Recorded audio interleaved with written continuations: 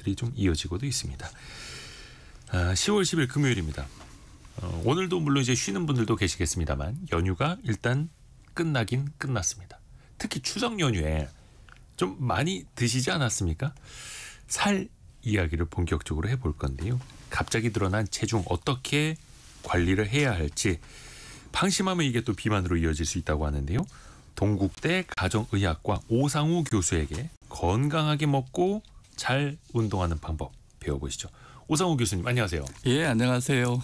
외람된 질문입니다만 어디 연휴 때 교수님도 좀 많이 드셨나요? 먹게 되죠. 그러면 좀 체중이 좀 늘었나요? 체중은 거의 그대로입니다. 그 교수님만 아시면 안 되는데 그런 비법을.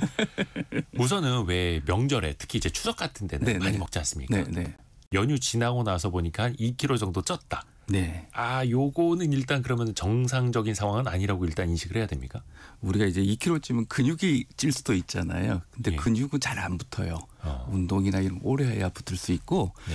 그 연휴 기간에 먹고 나서 쪘다고 그러면 대부분이 수분이 절유돼 있든지 아니면 체지방이 늘어난 겁니다. 그래서 아무래도 이제 그 사이에 저 허리도 이렇게 매시다가 조금 내기 힘들어지시면은 배가 좀 나오죠. 배가 좀 나오면 체지방이 축적됐구나 하고 보시면 될 것 같아요. 그러니까 갑자기 불어난 무게는 대부분이 체지방이다. 예, 체지방이나 아니면 너무 짠 걸 먹게 되면 수분 저류가 생기다 보면은 수분도요. 예, 아침에 많이 붓고 하시는 분들 계시지 않습니까?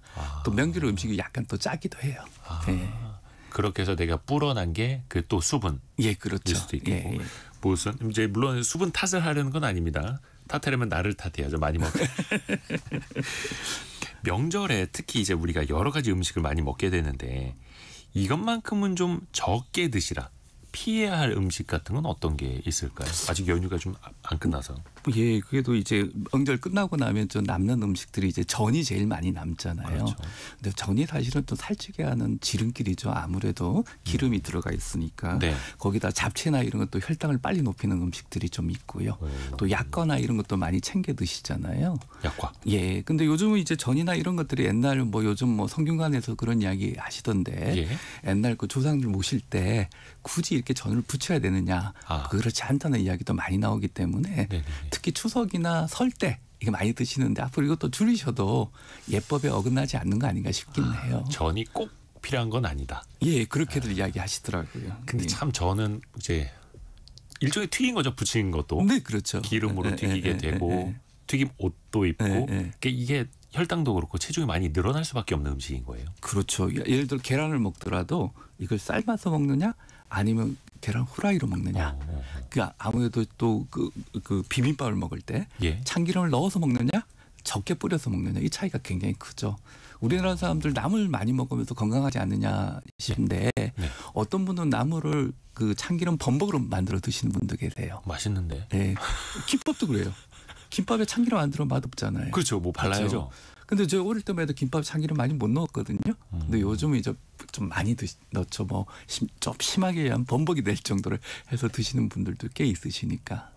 비빔밥은 물론 이제 건강식으로 알고 있는데 네네. 좀 탄수화물 밥이 있지만 나물이 많아서 건강한 걸로. 근데 거기에 참기름이 들어가면 예. 뭐가 어떻게 달라지는 거예요? 가볍게 먹을 정도만 드시면 좋은데 참기름을 좀 뿌려서 네. 먹는 경우가 많지 않습니까? 기름지게? 예. 왜냐하면 기름 자체가 혀에 들어가면 촉감이 좋아요. 근데 거기서 나는 향이 뇌에 가서 식욕을 자극하기도 하고요. 또 위로 넘어가면은 별로 포만감을 안 일으키기 때문에 네. 많이 먹게 돼요. 그래도 참기름 좀 있어야 맛인데 벌써 맞습니다. 부침이 근데 돌게 되는데. 참기름 너무 없으면 또 맛이 없으니까요. 적당히 조금만. 가볍게. 또 하나가 이게 급진 급바라고 표현을 하더라고요. 그러니까 네네. 급하게 찐 살은 급하게 뺀다. 네. 이것 자체가 이렇게 해야 하는 겁니까? 아니면 오히려 또 이게 무리가 될 수 있는 겁니까? 급진급바라는 표현을 쓰셨는데요. 급히 뺄 수가 있을까요, 과연? 그러니까 예를 들어 이런 거죠. 급히 찔 수는 있잖아요. 그러니까 이렇게 음식을 먹어서 찐 거잖아요. 예. 그죠? 그럼 우리가 70kg 성인 자체가 밥 한 공기 열량이 한 300칼로리 정도 되는데요. 네. 300칼로리를 태우려면은 조깅을 한 몇 분 정도 해야 될까요? 300칼로리요? 예, 대략 틀려도 좋으니까. 한 30분? 예, 한 25분, 30분 해야 돼요. 네네네. 그러니까 이제 사실은 평소 때 한 끼 한 500칼로리 먹다가 명절 때는 한 700, 1000까지 늘어나거든요. 네네. 그럼 한 500칼로리 정도 태우려면은 사실 내가 이게 더 먹었던 걸 태우려고 그러면은 한 45분, 50분을 운동을 조깅을 해야 되거든요. 근데 네. 그게 그렇게 생각보다 쉽지는 않아요. 먹는 건 쉬운데. 예, 그걸 세 끼로 합치면은 하루에 뭐 3시간을 운동해야 된다는 이야기거든요. 네네네. 그 사실 어렵죠. 그 사실은 급히 쪘다가 급히 뺄 수는 없어요. 근데 급히 찌기는 아무래도 인류가 진화해 오면서 나를 보존하고 생존하기 위해서 찌기는 쉬워도 빼는 건 그 정도 어렵다는 이야기죠. 그래서 되도록이면 명절 때 되면은 음식 자체를 많이 조심을 하셔야 됩니다. 일단은 먹는 것부터. 예. 그러게요. 근데 일단은 이제 허리둘레 재보시고 체중계에 올라가 보시고 쪘네. 빼야 되겠네라고 네. 이제 생각은 할 텐데 건강하게 빼는 방법 같은 건 있습니까? 좀 이렇게 시간을 두고 천천히 생각을 해야 됩니까? 이게 하루아침에 빼시려는 거는요. 대부분이 보면은 물을 빼고 근육을 빼는 거예요. 칼로리 차이가 많이 나거든요. 네. 그래서 갑자기 금식을 시작을 했어요. 한 며칠 물 안 먹고. 네. 그러면은 한 4-5kg 쭉 빠져요. 그러나 며칠 지나면 금방 찌거든요. 그걸 갖다가 요요 현상이라고 네네네. 그러고 그때 빠졌던 게 지방이 아니라 대부분이 근육이나 물 빠지는 거예요. 급하게 빼면요. 예, 예. 그래서 사실은 살을 빼려고 그러면은 어느 정도 시간을 가지고 꾸준하게 하셔야지 어느 한순간에 살을 빼려고 전투적으로 하시면은 대부분이 실패합니다. 근데 그렇게 급히 빠졌을 때 대부분이 뭐냐면은 근육이 빠지잖아요. 네. 근데 다시 찔 때 근육이 더 늘어날까요? 지방이 더 늘어나죠. 그럼 근육량이 줄면 줄수록 살이 찌기 쉬운 몸이 돼요. 기초대사량이 떨어져서. 그래서 급진급반은 사실은 다이어트, 살 빼는 입장에서 보면 굉장히 안 좋은 형태예요. 그러니까 천천히 하는 게 무엇이든 좋은 건데 예, 또 사람 입장에서는 일주일 내내 많이 먹어서 살이 쪘으니 예. 오늘부터 좀 다이어트 해야지라고 맘먹고 저녁 굶고 아침 굶고 하루에 한 끼 먹고 그러면 좀 빠지는 것 같다가 나중에는 더 찌는 거죠. 근데 교수님은 전투적으로 하지 마라라고 말씀해 주셨고. 왜냐하면 살 빠지는데 최고의 적은 우리 뇌를 편하게 안 해주면요. 스트레스를 주면 살이 안 빠져요. 스트레스 호르몬이 나오기 시작하면요. 특히 뱃살이 안 빠집니다. 코르티졸이나 호르몬들이 많이 나오기 시작해서 그게 자연스러운 현상이거든요. 인류 최대의 스트레스가 뭐였냐면 굶어 죽지 않는 거였어요. 그러니까 거기서 나오는 스트레스 호르몬은 몸 안에 에너지를 저장하는 데 작동을 하게 돼 있고요. 그래서 하루에 한 끼 먹는데도 안 빠지는 이유가 바로 거기에 있는 거죠. 아니 근데 저는 그렇게 생각을 하고 있었거든요. 진짜 다이어트를 시작하려면 각오 단단히 마음 먹고 제대로 살 빼야지라고 생각을 했었는데 오히려 그게 더 안 좋은 거예요. 스트레스가. 진료실에서 그런 분들 많이 보고 진료실 밖에서도 수많은 분들을 봐왔잖아요. 네네. 그런 식으로 다이어트를 해서 성공하신 분 본 적 없어요. 그 주변에도 많이 보시지 않으셨어요? 자취3일로 끝나고 예, 맞습니다. 단기간에 살 뺐다가 또 나중에 이제 힘들어하고 있고. 예, 맞습니다. 그래서 왜 공복이 또 건강에 좋다라고 해서 몇 시간 뭐 간헐적 단식하시는 분들도 있고 뭐 16시간 공복 뭐 이런 방식도 있다 하더라고요. 이것도 그럼 좋지는 않은 거예요? 이론적으로는 잘 무장이 돼 있어요. 이론적으로요? 예, 예. 그다음 동물 실험이나 실험적, 그다음 이론적. 왜냐하면 뭐 노벨상을 받은 오토파지 이론부터 시작해가지고 수많은 이론이 있기는 한데요. 네네네. 실제적으로 사람은 동물처럼 아니면 세포처럼 이렇게 단순한 게 아니라 방금 전에 말씀드렸던 우리 뇌도 식욕을 조절하고 우리 몸의 다양한 호르몬의 분비 이런 영향을 한꺼번에 받기 때문에 이 방금 전에 하셨던 뭐 단식, 간헐적 단식 이런 방법 자체는 이론적으로는 맞지만 사람 몸에는 맞지 않아요. 그래서 사실은 그런 다이어트를 해서 성공하신 분은 많지 않고요. 꾸준히 원칙을 지키는 다이어트를 하신 분은 대부분이 성공을 해요. 그래서 사실은 그 원칙을 알고 원칙을 지키는 게 사실은 더 중요하지 유행하는 다이어트를 따라해서 성공하신 분은 많지는 않으세요. 참 다이어트도 유행이 있더라고요. 근데 물론 이게 이제 상품 판매 목적으로 유행을 만드는 것도 있겠습니다만. 예, 상품 판매 목적도 있고요. 그런 유행이 있으면 또 거기에 맞춰서 상품이 나오죠. 그러게요. 또 우리나라는 또 그 유행이 원체 민감하고 빠른 나라다 보니까. 맞습니다. 김재은님이 50대 이후에 간헐적 단식 하루 한 끼가 건강에 좋은 건가 이런 질문 주셨거든요. 건강에 사실은 안 좋죠. 저도 저 환자들한테 절대 권하지 않습니다. 그 몇 킬로 좀 빠지다가요. 다시 쪄요. 그리고 그 다음에는 중요한 거는 방금 전에 말씀드렸던 50대 이후에 제일 중요한 거는 우리 뇌거든요. 네. 뇌가 그때부터는 기능이 훅 떨어지기 시작할 텐데 뇌에 적절한 영양소를 보급 못했을 때는 뇌가 스트레스를 많이 받게 돼 있고 뇌 기능도 떨어지게 돼 있고 치매를 빨리 부르기도 하고 그다음에 그 몸 자체가 스트레스로 또 나오고 근육 소실되는 과정이 또 있거든요. 근육량이 쑥 빠지다 보면은 노화가 빨리 진행이 되죠. 간헐적 단식을 하면 배는 좀 고플지언정 살은 좀 빠지는 느낌이고 속이 가벼워서 좀 좋아 보이지만 네. 결국에 다시 찌게 되고 노화도 빨리 확실한 뭔가 영양소가 가지 않으니 뇌뿐만 아니라 근육 소실도 빨라져 그러니까 노화가 빨리 진행되는 거죠. 그래요. 그러면 이제 간헐적 단식이 자체는 권하지 않는다. 저는 환자분들이나 저는 권하지 않고 저도 하지도 않습니다. 야, 그래요. 또 여쭤볼 게 많습니다. 요즘에 그 과학의 힘을 빌리는 분들이 참 많습니다. 일반 GLP-1 계열, 위고비, 마운자로 이런 거 맞으시는 분도 있거든요. 이게 식욕이 확 떨어진다면서요. 그 약 자체가 식욕을 떨어뜨리는 효과도 있지만 사실은 더 큰 효과는 장 운동을 천천히 느리게 해줘요. 그러니까 먹고 나면 배부름이 빨리 오죠. 그러니까 먹다 보면 더 이상 못 먹는 겁니다. 근데 그 본래 그 GLP-1이라는 게 장 내에서 나오는 호르몬이에요. 근데 그 호르몬이 본래 먹고 나면은 그 소장에서 나와서 이제 더 음식 안 먹어도 돼요. 그다음에 그리고 또 장 운동을 느리게 해서 소화도 돕고 그다음에 더 안 먹게 하고 또 췌장에 가서 인슐린도 분비하고 뇌에 가서 이제 그만 먹어야 신호를 주는 장 호르몬이거든요. 나 이제 충분히 먹었어요라고 신호를 주는 호르몬인데. 그런데 그 인위적으로 이게 보통은 그냥 나왔다가 금방 몇 분 내에 사라지게 돼 있거든요. 신호만 주고 이제 더 이상 작동을 안 하는데 이 작동 시간을 늘려준 거죠. 그 전에는 하루 정도 가게 늘려줬다가 이제는 일주일 가게 또 새로 개발되고 있는 약은 한 달간 한 달에 한 번만 주사 맞으면 한 달 동안 식욕이 조절되는 약들이 이제 임상 시험에 들어가고 곧 나오게 됩니다. 그런 효과들이 있기 때문에 아무래도 과학의 발전으로 좀 살 빼기가 좀 쉬워진 거죠. 근데 이거를 요즘에 거의 유행처럼 맞더라고요. 네, 너무 과하게 맞으시는 경향이 있으세요. 물론 이거는 그냥 약국 가서 내 마음대로 살 수 있는 건 아니죠. 네, 의사 처방이 반드시 필요합니다. 처방전이 필요한데. 근데 이제 살 빼려다 정말 힘드신 분들은 이거 많이 처방을 받더라고요. 그럼 교수님은 요 자체는 어떻게 보세요? 좀 살 빼려고 외국이나 마운자로 힘을 빌리시는 분들은? 저는 이게 너무 안타까운 게 약은 너무 좋아요. 약은 너무 좋은데 정말 맞아야 되실 분들은 못 맞고 있어요.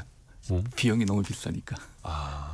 그다음에 이제 보험이 안 되니까 그다음 적절하게 약간 비만하신 분들이 많이 찾아서 맞게 되 계신데 이 약도 사실은 잘 아셔야 될 게 약을 끊고 나서 요요 현상을 잘 겪습니다. 금방 찌는 경향이 있어요. 그다음에 두 번째는 이 주사를 맞을 때마다 이게 살이 빨리 빠지다 보니까 근육 소실도 잘 오거든요. 그러니까 이게 사실은 나중에 약 끊고 나면은 금방 다시 살이 찌는 경향이 있기 때문에 사실 지금 오남용은 좀 곤란한 지경에 가 있어요. 그래서 사실은 적당히 뚱뚱하신 분, 또 오히려 마른 사람이 근육이 없는 사람이 또 맞기도 하거든요. 그런 분들은 그게 오히려 더 나빠질 수가 있고 정말 필요한 분은 못 맞고 그래서 이게 저 약간 시장이 왜곡되었다고 해야 될까요? 그런 좀 왜곡된 면이 있긴 있습니다. 좀 고도 비만이거나 이런 분들은 좀 맞아야 하는데 비용 부담 때문에 못 맞고. 고도 비만 환자들 그다음에 장애인 환자들이 많거든요. 그런 분들은 운동 식사요법을 하기가 힘들어요. 그렇죠. 그다음 말이 안 통하기 때문에 또 이 정신건강의학과적인 진단을 받아서 치료받고 있는 환자분들 그런 분들한테는 좀 보험이 적용됐으면 좋겠어요. 고도 비만이나. 근데 그게 필요 없는 분들은 또 오남용 할 수도 있겠고 이게 또 근육도 빠질 수 있으니. 그게 좀 사회적인 문제죠. 그러게요. 근데 이거는 뭐 일단은 허가가 된 거고요. 다만 식약처에서도 주의를 당부하긴 하더라고요. 이거를 제대로 활용하는 방법은 좀 어떻게 될까요? 이 약이 상당히 괜찮습니다. 사실은 옛날에 비만 약들이 향정성이 분리되고 여러 부작용 때문에 없어진 약도 많고요. 근데 이 약 자체는 효과도 좋고 안전하고 상대적으로 또 지금까지 제가 써봤던 약들 중에 제일 안심하고 쓸 수 있는 약 중에 하나거든요. 근데 이제 그 단점이 아까 말씀드린 근육 소실도 많고 이런 것 때문에 오히려 조금 맞을 필요가 없이 운동 식사요법을 먼저 해야 되는 분들이 그 이제 약부터 찾고 있는 분도 많고요. 설사 그래도 좋습니다. 그래서 운동 식사요법 안 하고 이 약부터 찾는 것도 괜찮은데 그 약 끊고 나면 금방 찌잖아요. 그러니까 중요한 건 뭐냐면은 원칙을 지키는 운동 식사요법을 기본적으로 하면서 생활 습관도 바꾸면서 맞으시면 도움이 될 텐데 그거 안 하고 약에만 의존하는 분들이 많으니까 오히려 또 그게 또 다른 문제죠. 아유, 어렵죠. 2081님이 네. 다 필요 없습니다. 적게 먹고 많이 움직이면 살 빠집니다라고 네, 하셨는데 맞습니다. 이거는 진리죠, 진리. 거기 하나 더 스트레스를 안 받아야지. 아, 스트레스도 안 받고. 그러니까 굉장히 이상적이긴 한데 그게 안 되니까 또 사람의 의지로는 잘 안 되니까 이런 약을 또 찾게 되고 하는 거잖아요. 네, 맞습니다. 아, 쉽지 않습니다. 그 외에 나비약이라고 불리는 약이 지금 젊은 세대한테 좀 입소문이 나오고 있다 하더라고요. 다이어트 보조제. 근데 이거 좀 위험성도 있다던데요. 이게 본래 이제 펜텀이냐 이런 약들인데요. 옛날에 이제 비만약이 맨 처음에 개발됐던 약 중에 하나가 암페타민이라는 약이 예. 있지 않습니까? 마약으로 분류되는 예. 암페타민류에서 이제 파생된 약들이에요. 유도체들인데 이 약들이 옛날에는 많이 썼는데 써봤더니 3개월 이상 효과가 별로 없어요. 그다음에 근육 소실도 많고 끊고 나면은 금방 다시 찌고. 그래서 요즘은 이제 저도 거의 안 씁니다.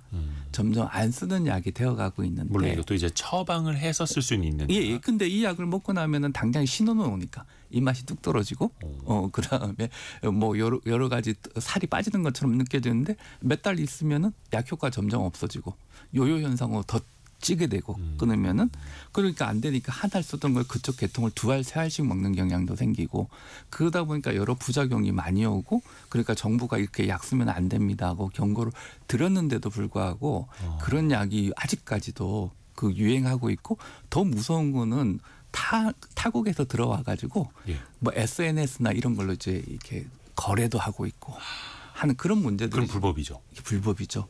그게 아주 중벌을 받게 돼 있습니다. 그런 일들이 아직까지 벌어지고 있어요. 근데 빨리 근절을 해버려야죠. 그럼 행태는. 이른바 나비약이라고 불리는 다이어트 보조제. 그러니까 보조제로 불러도 될지는 모르겠습니다만. 나비약은 그 약입니다. 그 펜텀이나 이런 성분 자체가 약입니다. 의사 처방 없이 할 수도 없고요. 그 다음에 이제 정체불명의 약들이 뭐 이런 것들 처방이 아니라 구매도 하고 있는 반면에 또 다르게 문제는 일부에서는 약을 갖다가 그런 약 하나를 쓰는 게 아니라 여러 개를 또 효과 없으니까 조합해서 쓰고 그러니까 전에는 이 약 먹었는데 효과가 있는데 몇 달 지나서 요요 걷고 나서 다시 먹어야겠는데 효과가 없는 거예요. 그게 2알 달라 3알 달라 그러니까 그런 식으로 약을 늘려가지고 나중에 부작용을 겪는 분들이 많죠. 중독될 수도 있겠네요. 이 약 자체는 중독은 그렇게 심하지는 않아요. 그래요? 예, 그 일반적인 다른 마약보다는 중독성은 좀 덜한 편인데 그래도 심혈관 질환이라든지 여러 가지 부작용도 많고 쓰다 보면 금방 효과도 떨어지기 때문에 좀 근절을 시켜야 되는 약 그렇죠. 중에 하나예요. 그리고 또 이거를 일반인들이 서로 사고 팔아선 절대 안 된다. 절대 안 되죠. 마약류 관리법 위반에 해당된다라는 지적이 또 있고요.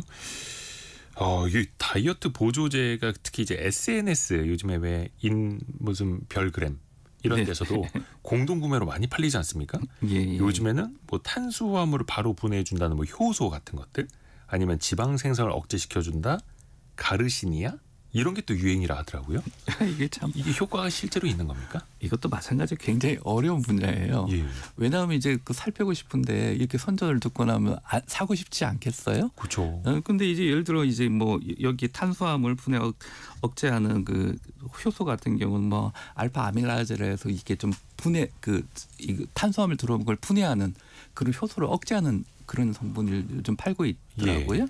근데 이거 자체가 그 어느 정도 혈당은 약간 떨어지는 그 탄수화물이 흡수되는 걸 줄여주니까 약간 효과는 있는데 이걸 갖다가 여러 데이터들을 조금 모아서 봤더니 3개월에 한 1kg 내지 2kg 대신에 이제 소화불량, 배 가스 차고 이런 부작용은 많고요.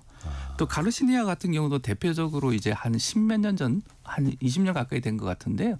그때 이 나왔을 때 저도 많은 관심을 가졌죠. 이거 흥미로운 약으로 개발할 수 있겠다.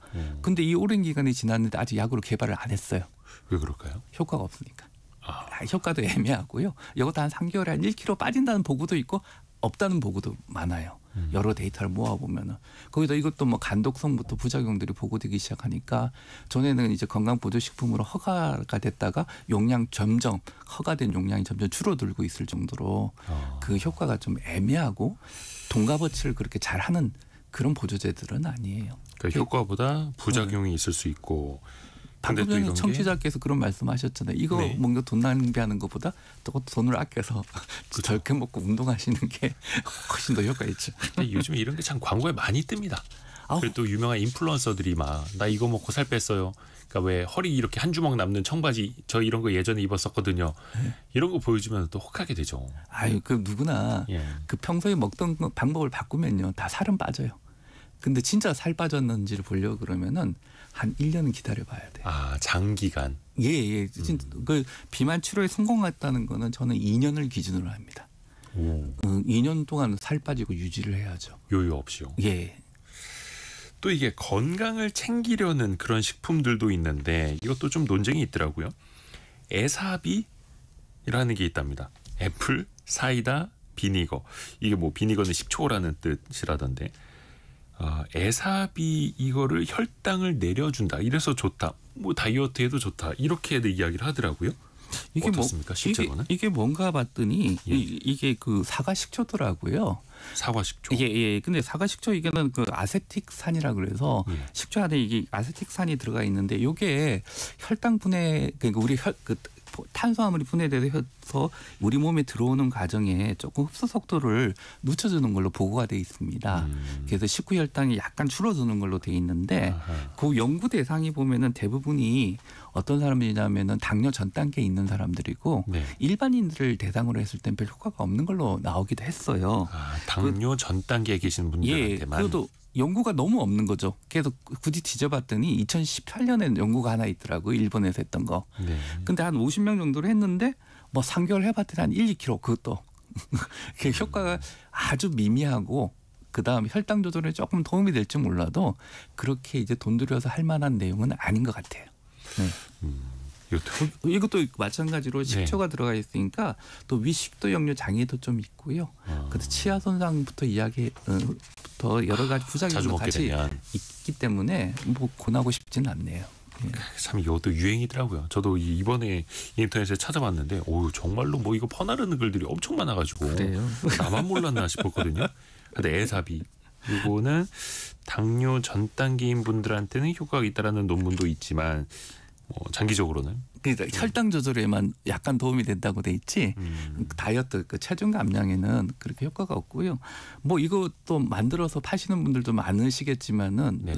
일단은 근거가 다 약하고 그다음에 근거 있다는 것도 아주 미미하고 그다음 보통은 논문이 실릴 때 이 근거를 찾을 때 나오는 거는 효과가 없는 논문은 잘 안 실리거든요. 네네네. 있는 논문이 주로 실리기 때문에 그 안에서도 효과가 3개월에 한 1, 2kg 거 보면은 그게 효과가 아주 미미한 거죠. 또 올레샷이라고 들어보셨나요, 교수님? 올레샷? 올레샷도 작가님이 말씀해 주셔가지고 이것도 유행이라는데 올리브 오일이랑 레몬즙을 섞어서 마시는 거예요. 예. 거의 뭐 소주 한 잔처럼. 예. 요거는 저희 와이프가 지금 이렇게 먹고 있더라고요. 이거 뭐 요즘 저는 잘 모르는데 네. 저는 해본 적이 없는데 우리 그 환자분들께서 오셔가지고 예. 그 주로 신안이시죠? 올리브 아침에 이렇게 샷으로 예. 하나씩 드신다고. 올리브 오일을 한 잔씩. 예. 뭐 소주잔 같은 작은 잔으로. 예. 그런 말씀을 많이 하시더라고요. 네. 그래서 이상하다. 그래서 이거 좀 찾아봤는데 그런 걸 또 요즘 유행인가 봐요. 예. 근데 이제 올리브유도 그렇게 보면요. 그것도 기름은 기름이에요. 예. 그래서 올리브유 자체가 사실은 우리 몸에 그 혈관을 좋게 하고 염증을 줄여주는 이 효과들이 입증은 돼 있지만은 네. 그거는 이제 일반적으로 먹는 그 쥐중회식이라 그러죠. 그런 데서 먹기 위해서 좀 뿌리는 정도지. 샐러드에. 그렇게 샷으로 먹는 거는 사실은 기름은 기름이기 때문에 살이 찔 수가 있습니다. 그래서 그것도 조심을 좀 하셔야 되고요. 그다음에 레몬즙에 먹어서 약간 느끼함을 잡으시려는 것 같아요. 네. 거기에 또 비타민이나 뭐 이런 것들이 있으니까. 예. 근데 그렇게 먹어서 굳이 살을 뺄 수 있을까? 별로 그럴 것 같진 않아서 환자분들께서 물어보시면은 되도록이면 권하진 않죠. 그다음 요즘은 이제 어느 정도냐면은 올리브유를 또 어떤 분은 또 이렇게 그 식용유 대신 뿌리는 분도 계세요. 식용유 대신 이제 그 사용하시는 분도 계시거든요. 네. 근데 그때는 또 잘 보고 하셔야 돼요. 올리브유도 예. 종류에 따라서 그러니까 정제가 많이 돼 있으면 발화점이 낮은데 예. 순수 올리브유 좀 이렇게 정제가 덜 된 형태 있잖아요. 예. 뭐 익스트라 파인이니 뭐 이런 표현을 쓰는데 네. 그런 것들은 이제 발화점이 낮아요. 그런 걸 갖다 계란 후라이드 이렇게 넣어서 잘못 드시면은 오히려 발암물질들이 생길 수 있기 때문에 발화 과정에서 그래서 조심하시고 그 좀 온도가 높은 거는 대신에 그 높은 온도를 건들 수 있는 정제된 거는 사실은 정제가 안 된 거에 있는 여러 가지 좋은 성분들, 항산화 성분이나 이런 성분들이 많이 빠져 있는 거거든요. 불포화제. 그러니까 사실은 굳이 그렇게 후라이 표현할 때 올리브유라는 이름으로 같이 할 필요도 없고 또 그렇게 하시는 분들도 계시더라고요. 그게 되도록이면은 좀 그런 것도 좀 공부를 하셔가지고 오해 없이 좀 하셨으면 좋을 것 같아요. 그러게요. 근데 이게 올리브 오일을 왜 마셨던 거죠? 저도 주니까 몇 잔 마시긴 했습니다만. 근데 보통은 장 건강에 좋아진다 뭐 이런 이야기도 있다 하고요. 보통은 또 광고의 효과죠. 그리고 논문이 이렇게 하나 나오면 그 논문을 어떻게든 이제 산업으로 끌어들여야 되는 그런 그 것들이. 논문 중에 일부만 딱 발췌를 해서 그걸 이제 확대 해석한 다음에 바로 또 이제 상품용으로. 아니 일부보다는 아까 오토파지도 마찬가지인데 오토파지가 노벨상을 받았어요. 그리고 관심이 있으니까 거기서 그 이론을 잘 응용을 해서 그 뭐 간헐적 단식도 나오고 뭐 여러 가지 이론들을 확대해서 설명을 하는 거죠. 그 4762님이 다이어트용으로 요즘에 홈쇼핑에서 유독 올리브유, 레몬즙, 에사비 판매가 어느 순간 늘었습니다. 이렇게 알려주셨고요. 그리고 또 아까 올리브유 복용이 유행인데 이게 위고비의 효과와 비슷하다는 말도 있네요라고 보내주셨거든요. 위고비 효과하고 어떻게 비슷한지 잘 모르겠어요. 당 조절 이런 건가? 별로 효과가 그 정도로 될 수가 없습니다. 근데 하여튼 이런 과장들이 많아요. 그래서 이런 거 조심하셔야 됩니다. 김기호님이 아까 그 60대인데요. 키 175에 체중 60인데 내장 질환으로 배만 볼록한데 어떻게 제거해야 됩니까? 그러니까 연세 있으신 분들 특히 이제 남성분들도 내장 질환, 배 볼록한 거 이거 정말 빼기 어렵죠. 사실은 뱃살이 빼기가 제일 좋아요. 네? 제일 좋다고요? 네. 뱃살 빼기가 제일 힘든 거 아니겠습니까? 운동 식사요법 살이 빠지는데 뱃살이 안 주는 사람은 근육 소실로 보시면 돼요. 근육이 먼저 빠지는 거요? 예. 근데 뱃살부터 빠지는 사람 있죠. 그 사람들은 이게 제대로 내장 지방을 태우고 있는 사람들이에요. 본래 지방 자체가 네. 그 지방이 하는 역할들이 다 있어요. 피하 지방은 뭐냐면은 내 몸을 보호하고 체온 유지하는 단열재 역할을 많이 하는 거고요. 내장 지방은 에너지를 저장해 놓는 역할을 많이 해요. 그러니까 우리가 에너지를 필요하고 에너지를 태울 때는 내장 지방부터 씁니다. 계속 운동 식사요법 제대로 한 사람 뱃살부터 줄고요. 그렇지 않은 사람들 있잖아. 뱃살은 그대로 있고 얼굴부터 빠지거나 뭐 이런 분들은 몸무게는 빠지는데 뱃살이 왜 안 줄지? 적게 줄지? 이런 분들은 대부분이 근육 소실이에요. 근데 그런 분들은 시간이 지나면은 거의 대부분이 요요 현상을 겪게 돼요. 더 쪄요. 아니 왜 그 뱃살 빼는 게 제일 힘들고 뱃살이 제일 마지막에 빠진다라고 저도 알고 있었는데 근육이 먼저 빠지고 마지막에 내장 지방이 빠지기 때문이라는 거예요. 그것도 이제 누군가 만들어낸 이야기죠. 뭐 저한테 오시는 환자분들 제일 제일 먼저 하시는 말씀이 좀 지나면요. 네. 선생님 신기해요. 그 뱃살부터 빠지는 게 신기해요. 그다음에 두 번째 새끼 먹었는데 살 빠지는 게 신기해요. 어떻게 끼니 다 먹었는데 빠지나요? 뭐 그런 이야기 제일 많이 하세요. 본래 제대로 다이어트를 하고 제대로 하면 뱃살부터 빠져요. 그 방법을 여쭤봐야 하는데 사실 그게 제일 중요할 것 같거든요. 요거는 라디오 정보센터 다녀와서 본격적으로 또 이야기를 해볼게요. 동국대 가정의학과 오상호 교수와 함께하고 있고요. 라디오 정보센터 잠시 다녀옵니다. 김민석 국무총리는 오늘 서울 남구로 새벽 인력시장을 방문해 건설 근로자들의 고충을 청취하고 일자리를 많이 늘리는 데 최선을 다하겠다고 말했습니다. 한국은행은 추석 연휴 기간 중 미국 연방정부의 일시적 업무 정지와 주요국의 재정 불안 등으로 국제 금융시장의 위험이 다소 높아졌다고 평가했습니다. 지난달 말 기준 우리나라 외환 보유액은 4,220억 2천만 달러로 넉 달 연속 상승했습니다. 올 들어 8월까지 박물관 문화상품 이른바 뮤지의 매출액이 217억 원을 돌파해 지난해 연간 매출액을 넘어섰습니다.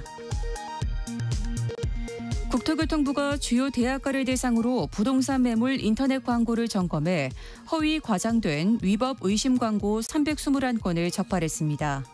지금까지 라디오 정보센터 뉴스 정한나였습니다. 성공예감 이대호입니다. 10시 38분 현재 함께하고 계시고요. 동국대 가정의학과 오상우 교수와 함께 건강하게 먹고 운동 잘하는 방법 이야기 이어가 보겠습니다. 교수님, 우리 라디오 정보센터 가기 직전에 내장 지방을 먼저 뺄 수 있다라는 이야기 해주셨잖아요. 어떻게 가능한 겁니까? 내장 지방을 먼저 뺄 수 있다기보다는 제대로 하면 내장 지방부터 빠진다는 표현이 더 정확한 것 같고요. 제대로 한다는 그 제대로 하는 방법이 뭐 별다른 게 없어요. 평소에 먹던 양을 조금씩 줄여서 먹되 끼니를 거르지 마시고요. 끼니를 거르지 말고. 그다음에 먹는 음식 속에 혈당을 빨리 높이는 음식. 그다음에 방금 전에 말씀드렸던 기름이 많은 음식. 근데 기름 하면은 일반적으로 어떤 생각을 많이 하시냐면은 뭐 삼겹살 정도 돼야 기름이 많다고 생각하시는데 그게 아니라 방금 전에 말씀드렸던 음식을 먹을 때 참기름, 들기름 많이 쓴다든지 계란을 먹었을 때 그 삶은 계란 드시면 되는데 주로 후라이로 드신다든지 그런 눈에 안 보이는 기름도 많다는 걸 또 아셔야 되고요. 그다음 밤늦게 뭐 드시면 안 되고요. 그다음에 위가 3분의 2쯤 찼다 싶을 때 숟가락 놓아버리시고 3분의 1이요? 예. 그러면은 위가 쪼그라들어요. 먹다 말고요? 예. 그러면 한 일주일 지나면요. 그때는 위고비와 같은 효과가 나오죠. 전에처럼 못 먹어요. 그다음에 더 중요한 거는 규칙적인 운동을 반드시 좀 하셔야 됩니다. 근데 운동하면은 헬스장 가야 되고 무슨 한강변에 가서 운동해야 되고 그런 대단한 운동을 생각하시는데요. 그런 운동보다는 일상생활에서 할 수 있는 운동이 굉장히 중요하고요. 그다음에 요즘 또 비만의 최대의 적 중에 하나가 수면입니다. 수면. 잠을 갖다가 한 7, 8시간 정도 질 좋은 잠을 자면요. 살이 본래 잘 빠지게 돼 있고 그거보다 더 중요한 게 하나 있는데요. 살 빠지는 과정이 스트레스화되면 절대 안 빠집니다. 살 빠지는 과정을 즐길 줄 알아야 돼요. 이 대목에서 우리 청취자분들이 공감을 하실지 모르겠습니다만 살 빼는 과정을 즐겨야 한다. 네. 야, 뭐든지 이제 즐길 수 있는 사람이면 거의 이제 천상계에 있는 분들이기는 한데 일단은 스트레스 받지 말고 앞에서도 처음에 해주신 말씀처럼 너무 전투적으로 하지 말아라라는 얘기 다시 한번 또 곱씹어 봅니다. 그 규칙적인 운동, 사실 이게 참 우리가 많이 들었던 이야기이긴 합니다. 네. 쉽지가 않아서 그렇죠. 네. 근데 뭐 한강변까지 갈 것도 없고 일상생활 속에서 할 수 있는 규칙적인 운동이라면 어떤 게 있을까요? 방금 스트레스 말씀 주셨는데요. 운동이 스트레스화되면 잘 안 빠져요. 그래서 일주일 동안 어떤 분을 만난 적이 있는데 에어로빅 강사셨어요. 일주일 동안 엄청 운동하셨거든요. 일주일에 이제 2끼 먹으면서 왜냐하면 에어로빅 막 하고 있는데 앞에서 수강생들이 본인을 쳐다보는데 마치 자기는 못 빼면서 하는 눈을 쳐다보는 듯한 그런 스트레스를 받으신 거예요. 그래서 밤에 잠도 안 주무시고 일주일에 2끼 먹고 정말 안 빠진다고 나타나셨어요. 그것도 10몇 년 전의 이야기죠. 근데 그때 약도 별로 없었는데 그래도 이분한테 맨 처음에 처방한 거는 일주일만 일 쉬다가 오라고 그랬거든요. 그게 처방이었나요? 근데 그 꿈쩍 안 하는 체지방이 일주일에 3kg 빠져서 왔어요. 그러니까 사실은 이렇게 스트레스 그다음에 과도한 운동이 굉장히 몸에 안 좋고 살 빠지는데 방해가 됩니다. 그런 경우는 너무 많아요. 진료를 하다 보면은 오히려 그럴 경우는 운동량을 줄이면은 효과 있는 경우가 많고요. 이거 거꾸로네요. 그다음에 그 운동이 일상생활에서 본인이 감당할 수 있을 정도가 돼야 돼요. 어떤 분은 뭐 수영을 좋다고 수영 가시는데 자기가 이렇게 뚱뚱한 몸을 보여주기 싫은데 그 얼마나 스트레스 받으시면 며칠 하다 말고요. 일상생활에 할 수 있는 운동이 뭐 있겠습니까?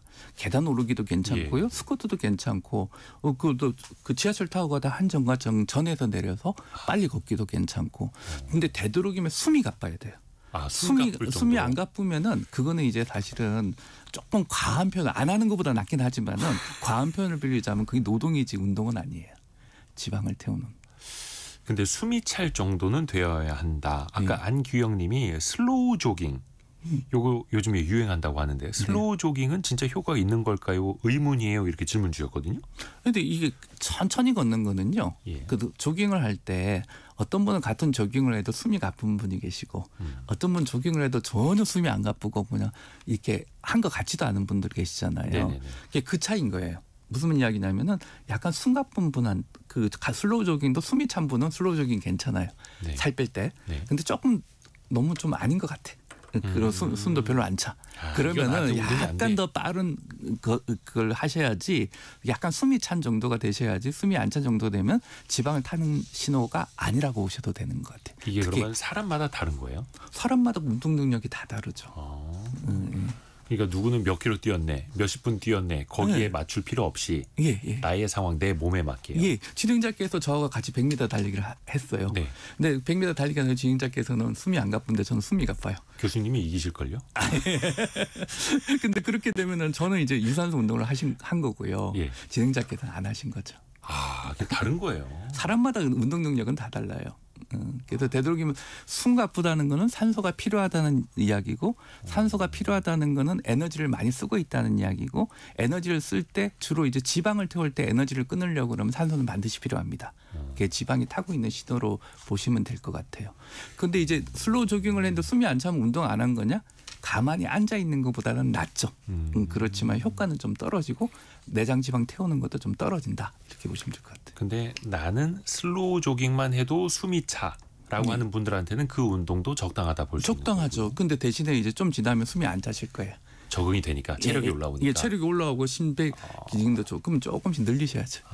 그러니까 계속 평생 슬로우 조깅만 하라는 건 아니네요. 아닙니다. 그 요즘에는 그 러닝 크루라고 모여서 달리시는 분들이 있는데 네. 그 사람들도 다 체력의 차이가 다를 거 아니에요. 네네네. 그러니까 똑같이 달리는 게 꼭 좋은 것만은 아닌 거네요. 그죠. 그 반드시 좋은 건 아닌데 보통 그분들이 체력이 비슷한 분들이 모여 다니시잖아요. 그렇죠. 그래서 뭐 그거는 이제 케이스 바이 케이스인 것 같아요. 좋습니다. 이게 또 운동하는 것도 굉장히 또 중요한데 이 연세 있으신 분들은 네. 나이살 빼는 게 어렵다라고 하시지 않습니까? 네네네. 이게 실제로 맞는 말입니까? 맞는 이야기죠. 왜냐하면은 근육량이 떨어지니까 예. 나이살이 많이 생길 수밖에 없고요. 그다음 몸 안에 성장 호르몬이나 이런 그 호르몬 자체가 나이가 들면서 많이 변화하게 돼 있거든요. 같은 운동을 해도 효과가 좀 떨어집니다. 그래서 이제 나이가 들수록 매 끼니 근육 소실이 안 되는 게 단백질 챙겨 드셔야 되고 운동량을 조금씩 더 늘려가실 필요는 있을 것 같아요. 이 강엽님이 너무 걷고 뛰었더니 근육이 너무 빠져서 힘들어요라고 보내주셨거든요.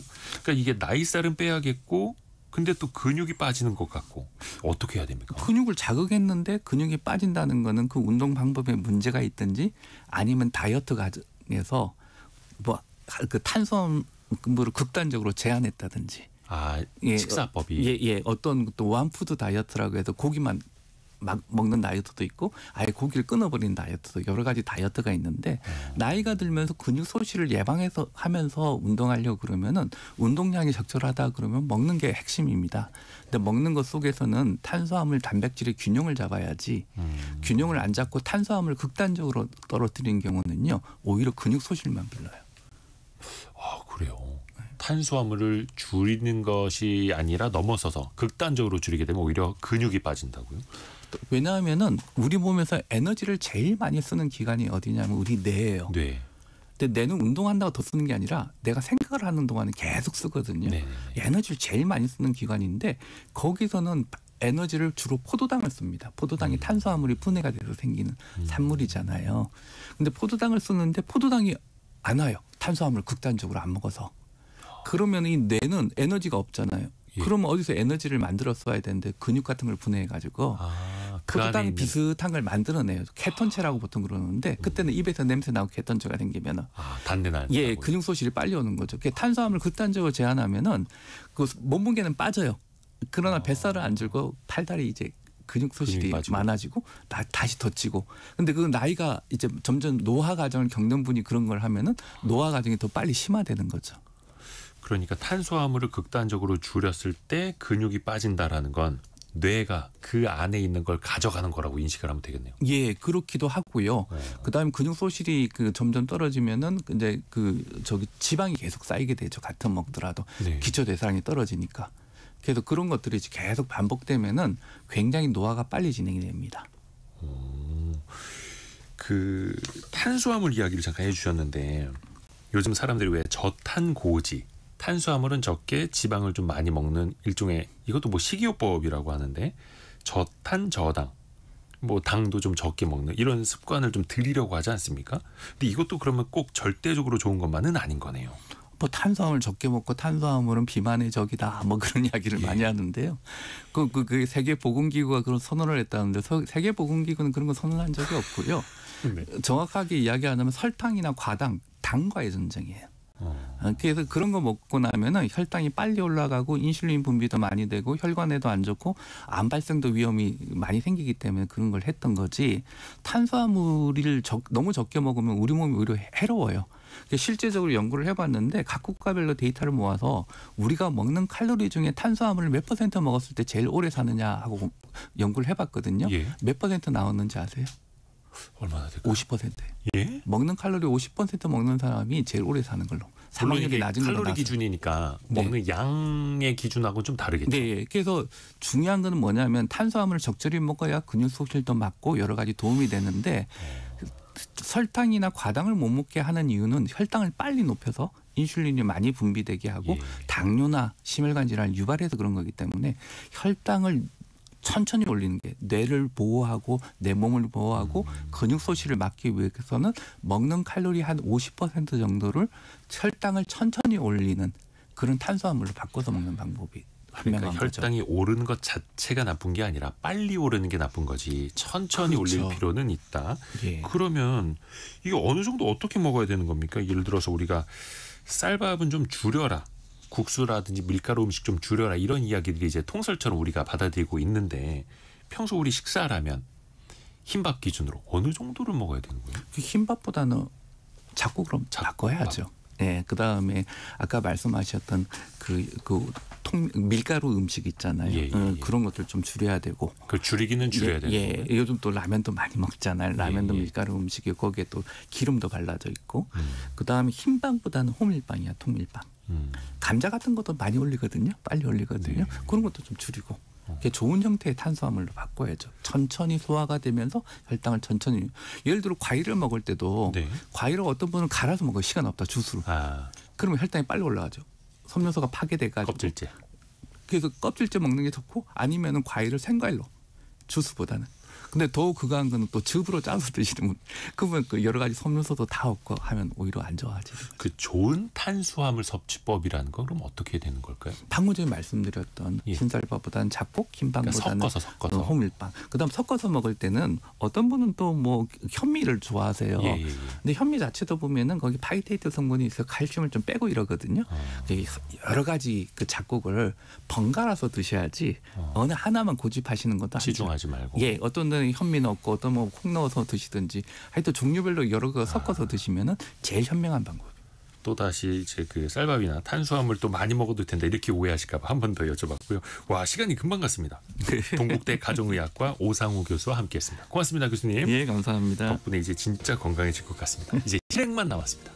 듣긴 다 들었습니다.